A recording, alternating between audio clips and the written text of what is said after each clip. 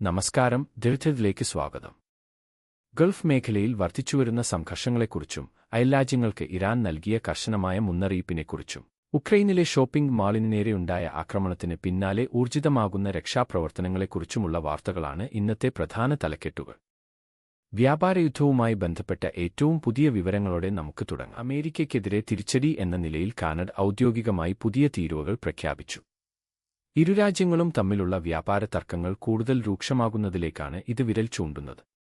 Trump ഭരണകൂടം അകാരണമായി തുടങ്ങിയ വ്യാപാര യുദ്ധത്തിനുള്ള മറുപടിയാണിതെന്ന് കനേഡിയൻ പ്രധാനമന്ത്രി ജസ്റ്റിൻ ട്രൂഡോ വ്യക്തമാക്കി.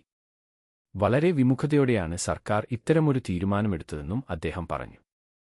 ബിബിസിയും അൽ ജസീറയും റിപ്പോർട്ട് ചെയ്യുന്നത് പ്രകാരം വാഷിംഗ്ടൺ പുതിയ തീരുവകൾ ഏർപ്പെടുത്തിയതിന് പിന്നാലെയാണ് കാനഡയുടെ ഈ നടപടി. തങ്ങളുടെ ആഭ്യന്തര സമ്പദ്വ്യവസ്ഥയ്ക്കെതിരായ ആക്രമണമായാണ് കാനഡ ഇതിനെ കാണുന്നത്. വടക്കേ അമേരിക്കൻ വ്യാപാര ബന്ധങ്ങളിലെ സങ്കീർണതകൾക്കിടയിലും രാജ്യത്തിന്റെ താൽപര്യങ്ങൾ സംരക്ഷിക്കാൻ കാനഡ പ്രതിജ്ഞാബദ്ധമാണെന്ന് പ്രധാനമന്ത്രി ഊന്നിപ്പറഞ്ഞു. ഇരുരാജ്യങ്ങളും തമ്മിലുള്ള ബന്ധത്തിൽ വിള്ളൽ വർദ്ധിക്കുന്നതായാണ് ഈ സംഭവവികാസങ്ങൾ സൂചിപ്പിക്കുന്നത് എന്ന് നിരീക്ഷകർ വിലയിരുത്തുന്നു. അമേരിക്കൻ തീരുവകൾ മൂലം തങ്ങളുടെ സ്റ്റീൽ, അലുമിനിയം മേഖലകളിലുണ്ടായ ആഘാതം കുറയ്ക്കുക എന്ന ലക്ഷ്യത്തോടെയുള്ള പ്രതിരോധ നടപടിയാണിതെന്ന് കനേഡിയൻ സർക്കാർ വ്യക്തമാക്കുന്നു. ഈ വ്യാപാര തടസ്സങ്ങൾ കൂടുതൽ സംരക്ഷണവാദ നയങ്ങളിലേക്ക് നയിക്കുമോ അതോ നയതന്ത്രപരമായ പരിഹാരത്തിലൂടെ വിപണിയിൽ സ്ഥിരത കൈവരിക്കാൻ സാധിക്കുമോ എന്ന് അന്താരാഷ്ട്ര നിരീക്ഷകർ ഉറ്റുനോക്കുകയാണ്. ഈ തിരിച്ചടി നടപടികൾ ഉടനടി പ്രാബല്യത്തിൽ വരും. ഇത് അമേരിക്കയിൽ നിന്നുള്ള നിരവധി ഇറക്കുമതി ഉൽപ്പന്നങ്ങളെ ബാധിക്കും.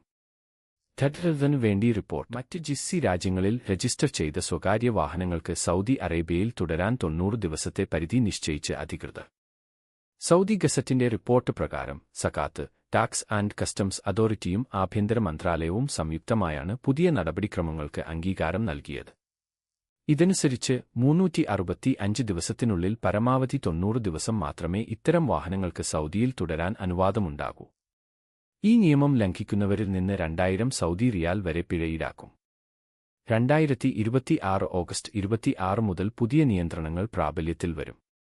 സൗദി പൗരന്മാർ, പ്രവാസികൾ, പ്രീമിയം റെസിഡൻസി ഉടമകൾ എന്നിവരുടെ ഉടമസ്ഥതയിലുള്ളതോ അവർ ഉപയോഗിക്കുന്നതോ ആയ ജിസി രജിസ്ട്രേഷനുള്ള എല്ലാ സ്വകാര്യ വാഹനങ്ങൾക്കും ഈ നിയമം ബാധകമാണ്.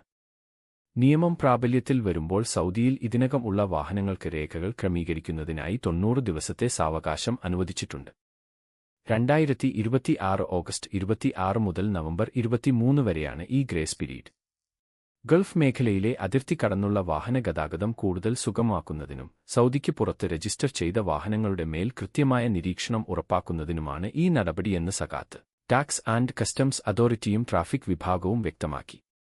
കൂടുതൽ വാർത്തകൾക്കായി ദൃഢമായി തുടരും. അമേരിക്കയുമായി സഹകരിക്കുന്ന ഗൾഫ് രാജ്യങ്ങൾക്ക് കർശന മുന്നറിയിപ്പുമായി ടെഹ്റാൻ.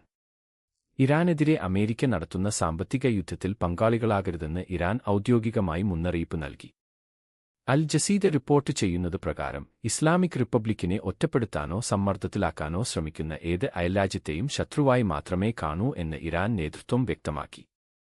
വാഷിംഗ്ടണിന്റെ സാമ്പത്തിക നയങ്ങളോട് ചേർന്നു നിൽക്കുന്ന അയൽരാജ്യങ്ങളുടെ താൽപര്യങ്ങൾ ലക്ഷ്യമിടുമെന്നും ടെഹ്റാൻ ഭീഷണി മുഴക്കി.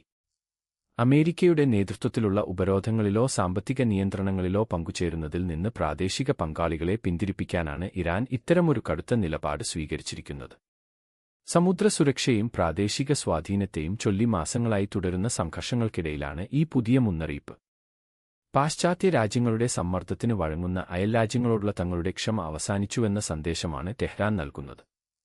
അമേരിക്കൻ ഉപരോധങ്ങളുടെ ആഘാതം കുറയ്ക്കുന്നതിനായി ഗൾഫ് രാജ്യങ്ങളെ നിഷ്പക്ഷത പാലിക്കാൻ നിർബന്ധിതരാക്കുകയാണ് ഈ നീക്കത്തിലൂടെ ഇറാൻ ലക്ഷ്യമിടുന്നത്. നിലവിൽ ഇതൊരു നയതന്ത്ര ഭീഷണി മാത്രമാണെങ്കിലും മേഖലയിലെ അസ്ഥിരത വർദ്ധിച്ചുവരുന്നു എന്നതിന്റെ സൂചനയാണിത്. ഇറാനിയൻ ജനതയ്ക്കെതിരായ സാമ്പത്തിക യുദ്ധത്തിൽ പങ്കാളികളാകുന്നവർക്ക് തക്കതായ മറുപടി നൽകുമെന്നും ടെഹ്റാൻ വ്യക്തമാക്കി.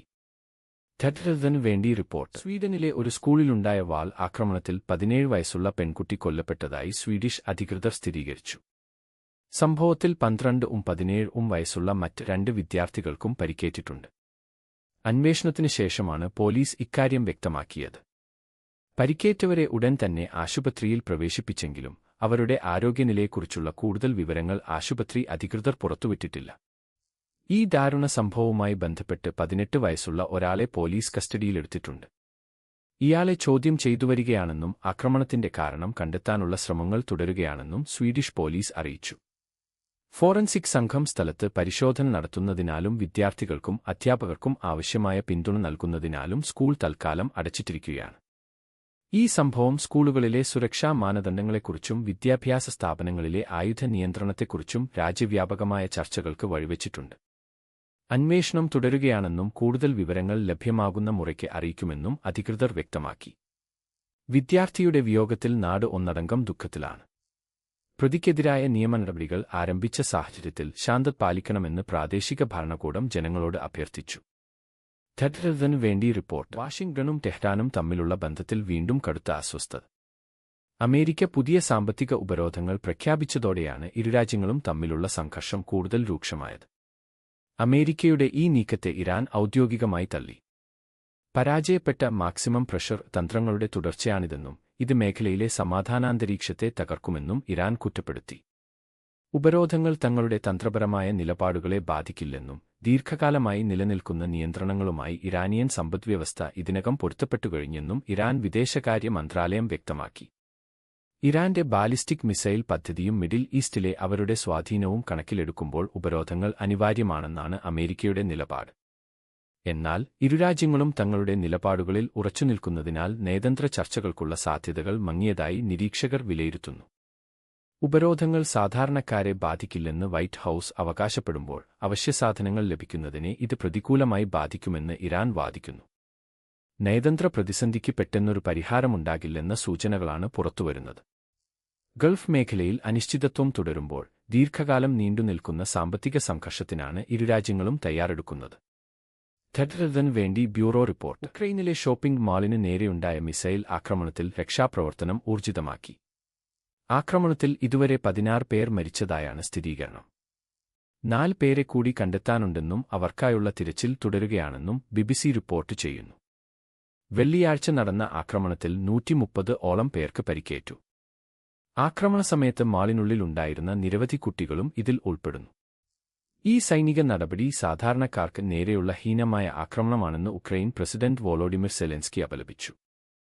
തകർന്ന കെട്ടിടാവശിഷ്ടങ്ങൾക്കിടയിലൂടെയുള്ള രക്ഷാപ്രവർത്തനം അതീവ ദുഷ്കരമാണെന്ന് അധികൃതർ അറിയിച്ചു. കെട്ടിടം പൂർണ്ണമായും തകർന്നത് രക്ഷാപ്രവർത്തനത്തിന് തടസ്സമാകുന്നുണ്ടെന്ന് BBC റിപ്പോർട്ട് ചെയ്യുന്നു.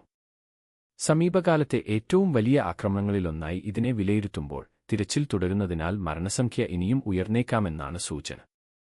സാധാരണക്കാരുടെ അടിസ്ഥാന സൗകര്യങ്ങൾക്ക് നേരെയുള്ള ആക്രമണങ്ങൾ വർദ്ധിക്കുന്ന സാഹചര്യത്തിൽ അന്താരാഷ്ട്ര നിരീക്ഷകർ സ്ഥിതിഗതികൾ അതീവ ശ്രദ്ധയോടെ നിരീക്ഷിച്ചുവരികയാണ്.